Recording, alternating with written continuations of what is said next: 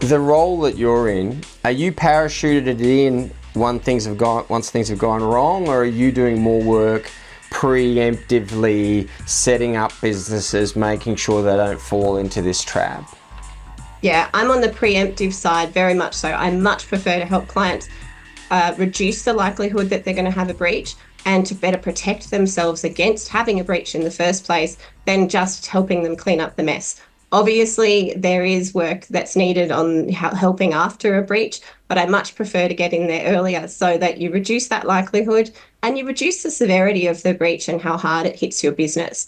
And you can do that through simple processes that you introduce, through training. From a legal perspective, we can help in protecting your legal liability in through the way that you're engaging with your customers and your also with your contractors and staff. Mm. So there's lots of different things you can do from a legal perspective to protect your business, but there's also things you have to do when you have a breach, and that's really important to get good legal advice when you have a breach. There's lots of different people you have to report the breach to, and there's lots of things you're going to need to do in terms of understanding the breach, who's been impacted, telling your impacted customers and suppliers and things. And a lot of that needs a lawyer to help out with.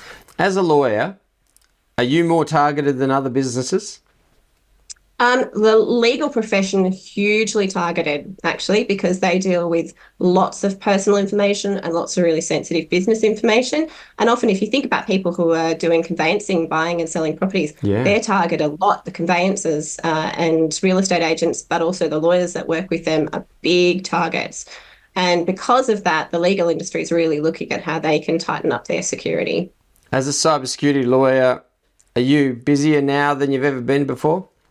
Sure am. A few years ago, there wasn't such a thing as a cybersecurity lawyer, and now people are asking all the time for help, what they can do in advance of a breach, but of Yeah. course, unfortunately, what they can do once they've been breached as What's well. the best bit about working in this business? I imagine you're working with lots of different companies and people. What's the thing that you've found the most interesting so far? I find the pace of change and the way Yeah. that the threat actors, the bad guys, are constantly changing the way they attack. It's so interesting because they're so clever and you're always kept on your toes. So this area is never changing. If you like a job that's the same every day, don't go into cybersecurity because you won't like it very much. It changes daily and you've got to be across what all the latest breaches are, what all the latest court cases are, and the government policy is changing all the time. So it's a full-time job just to keep up.